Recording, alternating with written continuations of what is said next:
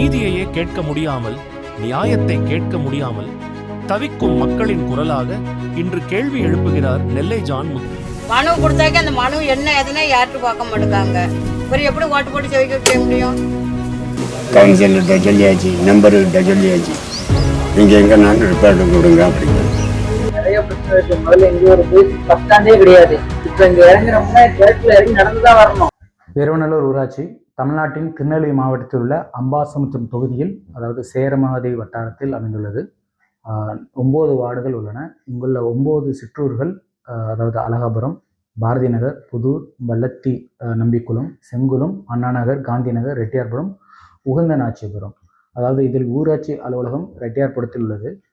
இதில் வேதனையளிக்கும் விதமாக நான் பலரிடம் கிராம சபை கூட்டத்தின் நேரங்களை பற்றி கேட்கும்போது அது வழக்கமாக முன்னறிவிப்பின்றி நடக்கும் என்றும், சில சமயங்களில் நடக்காது என்றும், அதை தெரிந்து கொள்ள எங்களுக்கு ஒருபோதும் வாய்ப்பு கிடைத்ததில்லை என்றும் அவர்கள் கூறுகிறார்கள். பின்வரும் காணொலியானது மக்களின் பிரச்சனைகளை புரிந்து கொள்வதற்காக மேற்கொண்ட களப்பயணம் மற்றும் அதனை தீர்க்க நான் திட்டமிட்டுள்ள தீர்வு முறை பற்றியது.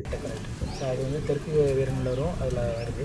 சரி, அதனால் மக்களுடைய குறை தீர்க்க வேண்டி ஒவ்வொரு வீடாக நான் வந்து கேட்டுட்ருக்கேன். ஒரு வீடு இல்லாதவங்களுக்கு வீடு கட்டி கொடுக்க மாட்டாங்க. எழுதி கொடுத்தா வீடு இருக்குன்னு அதை கேன்சல் பண்ணி விட்டுருதாங்க.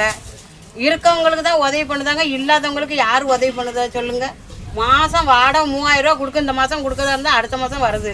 மனு கொடுத்தாக்க அந்த மனு என்ன எதுனா யார்ட்டு பார்க்க மாட்டாங்க. இவர் எப்படி ஓட்டு போட்டு ஜெயிக்க முடியும்? இதுக்கு முன்னாடி இருந்ததில் அந்த பஞ்சாயத்து தலைவர் இங்கெல்லாமே நீங்கள் முறையிட்டு பார்த்தீங்களா? எல்லாம் பார்த்தாச்சு. பஞ்சாயத்து போட்டு தலை அந்த பாலம் இடிஞ்சதுல போய் அவட்ட போய் சொல்லிட்டு வந்தாச்சு. என்ன ஏதுன்னு வந்து கேட்கலாம். அவங்க பிள்ளைகள் தான் பதில் சொல்லுது. செவிச்சா வந்து பதிலே சொல்ல மாட்டாக்கா, வரவே மாட்டாங்க. செவிச்ச உடனேக்கு வந்தது தான். அவங்களுக்கும் முடிய போது இன்னும் அந்த தெருவில் என்ன அதுன்னு ஒன்றும் அதை வந்து பார்க்க வர மாட்டாங்க. பாலம் உடஞ்சிட்டுனா எப்படி போகிறாங்க? அது பாலம் உடஞ்சிட்டுனா வண்டியில் கொண்டு வந்து சரலி போட்டு நிரப்பி வச்சிருக்குது. ஆமாம், ரொம்ப ஆபத்தாச்சு. ஃபுல்லாக விழுந்துட்டுது. பாலம் ஃபுல்லாகவே விழுந்துட்டு ஒரு ஆள் போகிற மாதிரி தான் இருந்தது. பைக்கு வர முடியாது, மேய்க்கிறதுக்கு கிழக்கணிக்கு வண்டி வர முடியாது.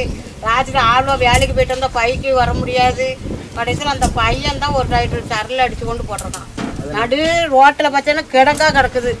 தண்ணி ஃபுல்லாக அவ்வளோ வீட்டு முன்னே இவங்க வீட்டு முன்னே கட்டி சாக்கடை பக்கத்தில் இருக்க முடியல, அப்படி கிடக்குது. வேணாலும் போய் பாருங்க நீங்கள். இந்த தெருவுக்கு அடுத்த தெரு. மத்திய அரசு வந்து சாக்கடைக்கு கூட நிறைய திட்டம் வச்சிருக்கு. அதெல்லாம் கொஞ்சம் பஞ்சாயத்துலேருந்து எதுவும் இதை பற்றி சொல்லுங்கள். ஒருத்தருமே சொல்லவும் மாட்டேங்காங்க. அது சொன்னாலும் அது எடுபட மாட்டேங்குது, செய்ய மாட்டேங்காங்க. என்ன எதுவும் வந்து பார்க்க மாட்டேங்காங்க. நான் வந்து நிற்கிறது பார்த்தீங்கன்னா தெற்கு வீரநல்லூர். இப்போ பார்த்தீங்கன்னா ஒரு சாக்கடை இருக்குது. இது வந்து வீட்டிலேருந்து வர ஒரு கால்வாய் சாக்கடை. சுற்றி வந்து பார்த்தீங்கன்னா நிறைய கொசு தொல்லை, அதாவது நிறைய துர்நாற்றம்லாம் வீசுது. சரி பண்ணுறாங்க. பார்த்தீங்கன்னா இந்த ஏரியா வந்து வியூ ஆஃபீஸ் வீட்டு முன்னாடியே நிற்கிறோம். ஆனாலுமே இந்த இந்த துர்நாற்றம் வீசுகிற சாக்கடை வந்து அப்படியே தான் இருக்குது. எந்தவித ஒரு விகாந்திர காலனி. விகாந்திர காலனி அங்கே வந்து பாத்ரூம் இல்லை, தண்ணி வரல, மோட்டர் ரிப்பேர் பார்த்தா தரல. ஆம்பளைகளுக்கு தண்ணி இருக்குது, பொம்பளைகளுக்கு தண்ணி இருக்குது. 2 வருஷம் ஆச்சு. அதில் பாத்ரூம் குளிக்க வைக்க எல்லாம் செஞ்சுக்கிடும்.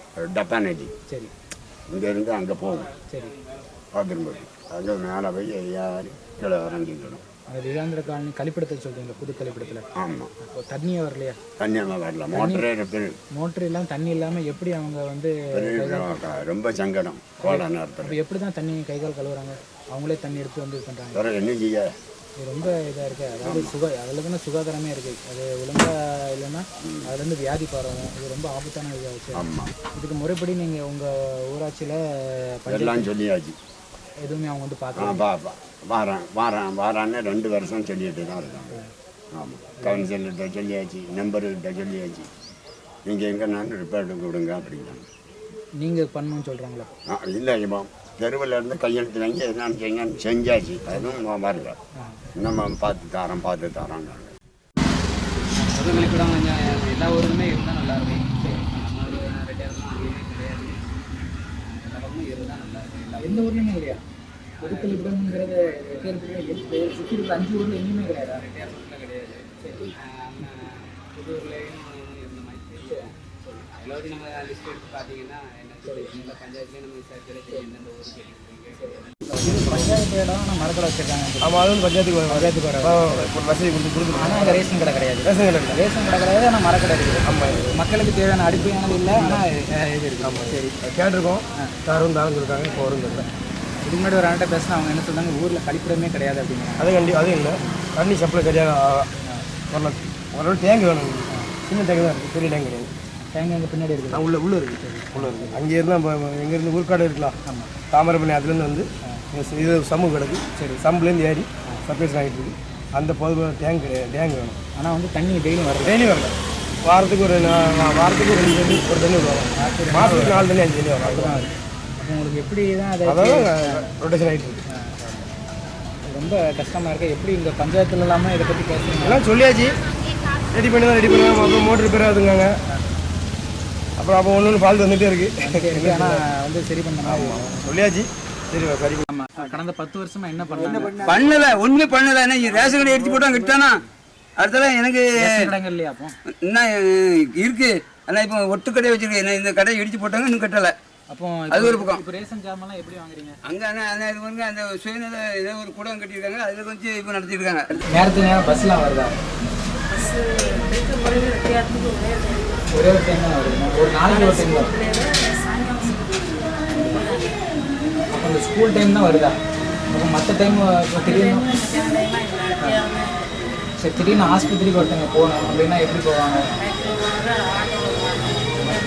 பைக் இல்லாதவங்க ஆட்டோவில் தான் போகணும். ஆட்டோ சார்ஜ் எவ்வளோ செலவாகும்? இதெல்லாம் வந்து கண்டிப்பாக இங்கே இருக்க பஞ்சாயத்து தானே கேட்கணும். ஒரு பேசிக் பஸ் ஸ்டாண்டே கிடையாது.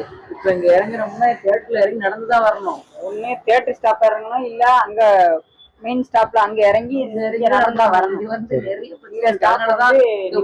காலி பண்ணி நாங்கள் வெளியே இதை காட்டி கண்டிப்பாக. அதாவது நான் பார்த்த வரைக்கும் ஒரு ஊர் வளரணும் அப்படின்னா ஒரு லைப்ரரி வேணும். கண்டிப்பா அப்படின்னா தான் பசங்க நல்வழியில போக முடியும். ஏன்னா வந்து அடுத்து இன்னும் நிறைய ஜென்ரேஷன் அங்க வந்து உருவாக்கிட்டு இருக்காங்க. அது நீங்க சொன்ன மாதிரி லைப்ரரி கண்டிப்பா தேவை. இன்னொன்னு வந்து பாத்தீங்கன்னா வேலை வாய்ப்பு. நீங்க வந்து கஷ்டப்பட்டு ஒருத்தன் 12 hour படிக்கிறான், 1000 மார்க் வரை எடுக்கிறான். ஆனா வந்து வேலை வாய்ப்பு இல்லாம ஜவுளி கடையில போய் வேலை பார்க்கலாம். வாழ்க்கை ஃபுல்லா அதே இது பண்ணிட்டு இருக்கா. அப்ப நினைப்பான், எதுக்கடா நம்ம படிச்சோம், என்ன பண்றோம்? அப்ப இந்த இடத்துல ஒரு என்ன அரசாங்கம் ஒரு வேலை வாய்ப்பு முகாம். தம்பி, நீங்க 12 படிச்சிருக்கீங்களா, மேக்ஸ்ல 100க்கு 100 எடுத்திருக்கீங்களா, அப்ப நீங்க இந்த வழியில போங்க, உங்களுக்கு வந்து சயின்டிஸ்டா கூட வாய்ப்பு இருக்குது, இந்த மாதிரி ஒரு ஸ்காலர்ஷிப் இருக்குது.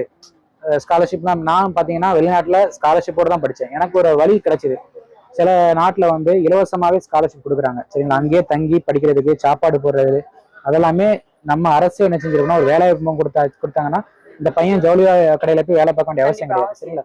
இந்த மாதிரி விஷயங்கள்லாம் நம்ம ஊரில் வந்து என்னோட கருத்து என்னன்னு கேட்டீங்கன்னா, இப்போ திருநெல்வேலி மாவட்டத்துல சிப்கார்டுன்னு சொல்லி டாடா மோட்டார்ஸ் கம்பெனி ஆரம்பிச்சிருக்காங்க.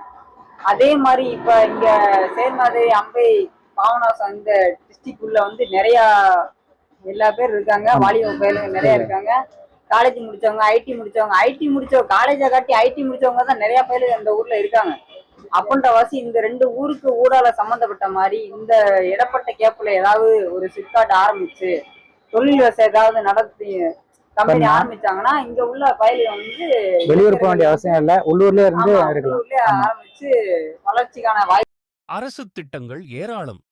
தரைமட்டத்தில் என்ன மிச்சம்?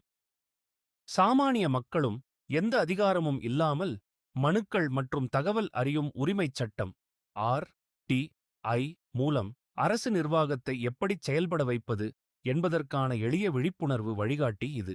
ஒரு சாதாரண மக்களின் பலம் அரசியல் பதவி அல்ல, சட்டப்படி செயல்படும் நடைமுறையும் அதன் ஆதாரமும் தான். ஒரு பொது பிரச்சனையை நடவடிக்கை பெற ஒவ்வொரு திங்கட்கிழமையும் நடைபெறும் மக்கள் குறை தீர்க்கும் நாளில் மனு அளிக்கலாம். அதாவது மாவட்ட ஆட்சியர் அலுவலகத்திலோ, வருவாய் கோட்டாட்சியர் அலுவலகத்திலோ அல்லது தாலுகா அலுவலகத்திலோ சென்று தமிழிலோ ஆங்கிலத்திலோ எழுத்துப்பூர்வமாக நாம் மனு அளிக்க வேண்டும். மனுவுடன் அதன் நகல்கள், புகைப்படங்கள், ஆதாரங்கள் மற்றும் உங்கள் கைபேசி எண்ணையும் இணைக்க வேண்டும். மனு பதிவு செய்யப்பட்டதும் அது கணினி வழியில் பதிவு செய்யப்பட்டு குறுஞ்செய்தி மூலம் ஒப்புகை மனு எண்ணையும் கிடைக்கும். நேரில் சென்று மனு எழுத முடியாதவர்கள் முதல்வரின் முகவரி அல்லது முதலமைச்சரின் உதவி மையம் உள்ளது. இதற்கான இணையதளம் CM ஹெல்ப்லைன், கைபேசி செயலி, மின்னஞ்சல், தபால், நேரில் சென்று அளித்தல், X, ட்விட்டர் மற்றும் ஃபேஸ்புக் வழியாகவும் இந்த மனுவை நாம் அளிக்கலாம். இணையதளத்தில் கைபேசி எண் மற்றும் OTP மூலம் உள்நுழைந்து ஃபைல் கிரீவியன்ஸ் என்பதை தேர்வு செய்து மனுவை பதிவு செய்யலாம்.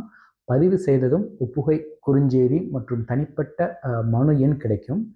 பின்னர் அதை நாம் மை டேஷ்போர்ட் பகுதியில் மனுவின் நிலையை பார்க்கலாம். ஒவ்வொரு துறைக்கும் நடவடிக்கை எடுக்க வேண்டிய கால வரம்பு நிர்ணயிக்கப்பட்டுள்ளது. கணினி மூலமாகவோ அல்லது ஸ்மார்ட் போன் இல்லாவிட்டாலும் கூட இந்த பிரச்சனையை 110 என்ற எண்ணை அழைத்து நேரடி மற்றும் பிற அலுவல் வழியாகவும் மனுவின் முழு விவரங்களையும் நாம் அறிந்து கொள்ளலாம். இதற்கு அடுத்ததாக மின் மாவட்ட செயலாக்க இணையதளம் உள்ளது. அதாவது இந்த இணையதளம் ஜிடிபி தமிழ்நாடு, அதாவது இந்த தளத்தில் இணையம் வழியாகவும் மாவட்ட ஆட்சியர் அலுவலகத்திலோ, ஆர்டிஓ அலுவலகத்திலோ, தாலுகா அலுவலகத்திலோ மற்றும் பொது சேவை மையங்கள் வழியாகவும் இந்த மனுவை நாம் அளிக்கலாம். மனு பதிவு செய்யப்பட்ட பிறகு மனு எண்ணை பயன்படுத்தி அதன் நிலையை பார்க்கலாம். அதாவது அந்த மனு எண்ணை 155220 என்ற எண்ணுக்கு குறுஞ்செய்தி அனுப்பி அதன் தற்போதைய நிலையை நாம் கண்டறியலாம். ஒப்புகை சீட்டில் இருக்கும் QR குறியீட்டை ஸ்கேன் செய்தும் மனுவின் தற்போதைய நிலையை நாம் பார்க்கலாம். ஆக மேலும் புகைப்படம் அல்லது ஆவண ஆதாரங்கள் இருந்தாலும் 40 MB வரையும் நாம் இதில் இணைக்கலாம் என்று கூறப்படுகிறது. சரி, மேலும் வரும் காணொலியில் மத்திய அரசினால் திட்டமான ஜில் ஜீவன் மிஷன், தூய்மை இந்தியா திட்டம், இது போன்ற பல திட்டங்களை சரியாக அமல்படுத்தாதனால் வந்த பிரச்சனைகளையும் அதை எப்படி மனுவாக நாம் மாற்ற வேண்டும், ஒருவேளை மனுவை அவர்கள் சரியாக பதில் சொல்லவில்லை என்றால் RTI மூலம் எப்படி மேல்முறையீடு செய்ய வேண்டும் என்பதை பாகம் 2 நாம் விரிவாக பார்க்கலாம். நன்றி.